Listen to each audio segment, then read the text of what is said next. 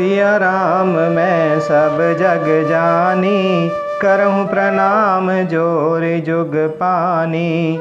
वनहित कोल की रात किशोरी, रचि विरंचि विषय सुख भोरी। पाहन क्रमि जिमि कठिन सुभाऊ, तिन्हि कले सुन कानन काऊ। वन के लिए जो ब्रह्मा जी ने विषय सुख को न जानने वाली कोल और भीलों की लड़कियों को रचा है, जिनका पत्थर के कीड़े जैसा कठोर स्वभाव है, उन्हें वन में कभी क्लेश नहीं होता। कहता पसतीय कानन जोगु, जिन तप हेतु तजा सब भोगु। सियवन बसी तात के ही भांति, चित्र लिखित कपि देखी डेराती। अथवा तपस्वियों की स्त्रियां वन में रहने योग्य है, जिन्होंने तपस्या के लिए सब भोग तज दिए हैं। हे पुत्र, जो तस्वीर के बंदर को देखकर डर जाती है, वे सीता वन में किस तरह रह सकेंगी।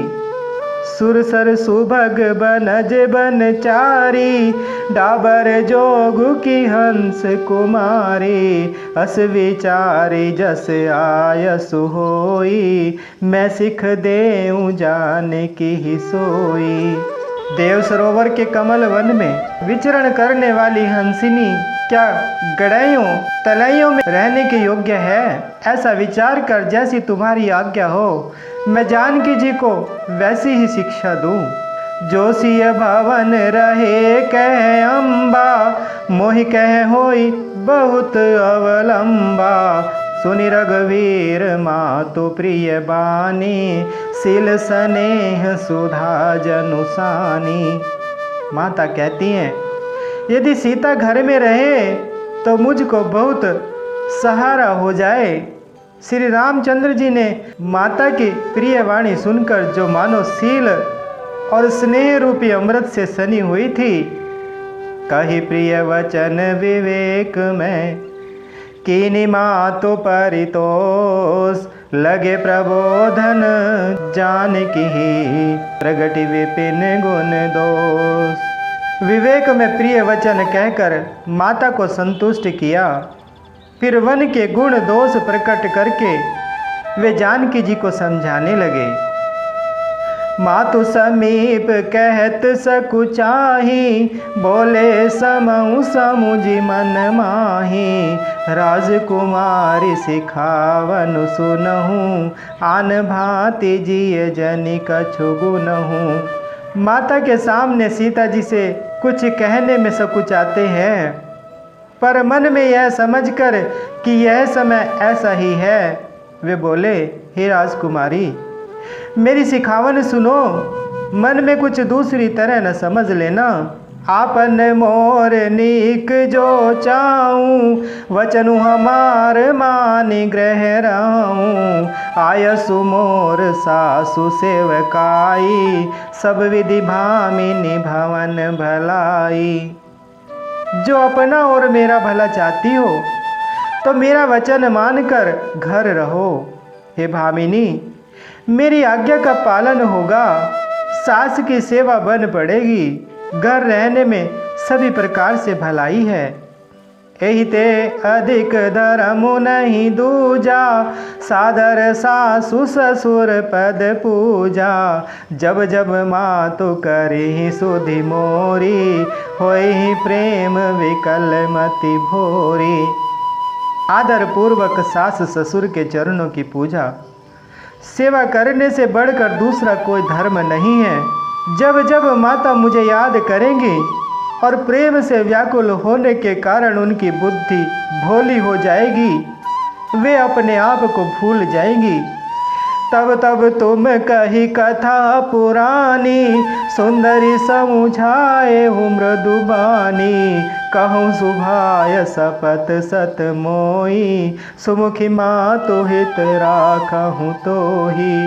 हे सुंदरी, तब तब तुम कोमल वाणी से पुरानी कथाएं कह कह कर इन्हें समझाना। हे सुमुखी, मुझे सैकड़ों सौगंध है, मैं यह स्वभाव से ही कहता हूँ। मैं तुम्हें केवल माता के लिए ही घर पर रखता हूँ। गुरु श्रुति सम्मत धर्म फलु पाई बिनहि कलेश। हट बस सब संकट सहे गालव नहुस नरेश।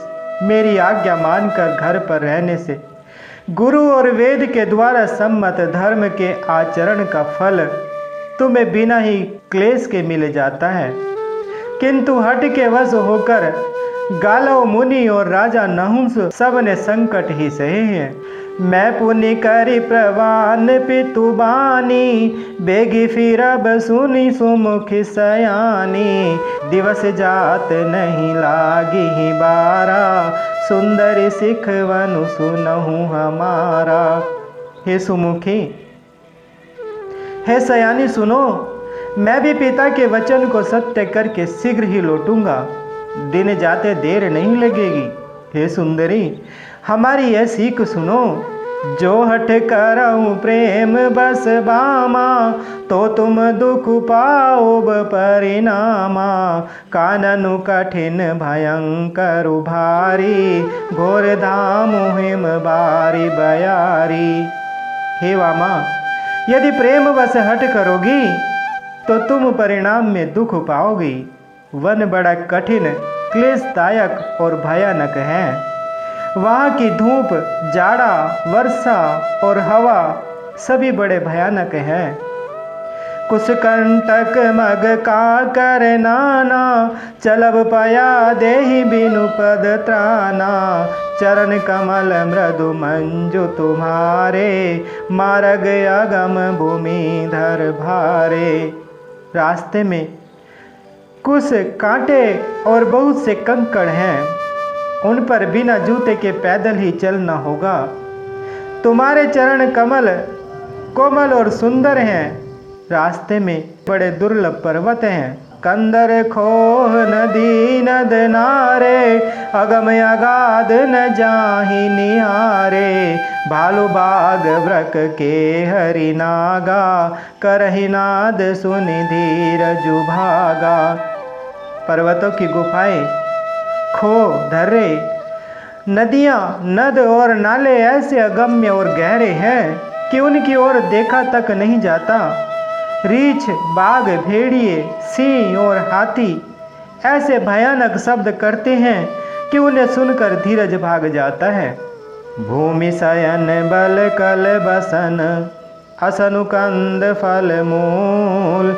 ते की सदा सब दिन मिलही सबोई समय अनुकूल। जमीन पर सोना, पेड़ों की छाल के वस्त्र पहनना और कंद मूल फल का भोजन करना होगा। और वे भी क्या सदा सब दिन मिलेंगे? सब कुछ अपने अपने समय के अनुकूल ही मिल सकेगा।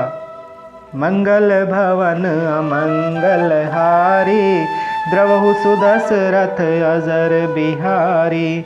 बोले श्री रामचंद्र भगवान की, बोलिए माता सीता जी की, बोले श्री बजरंग बली भगवान की।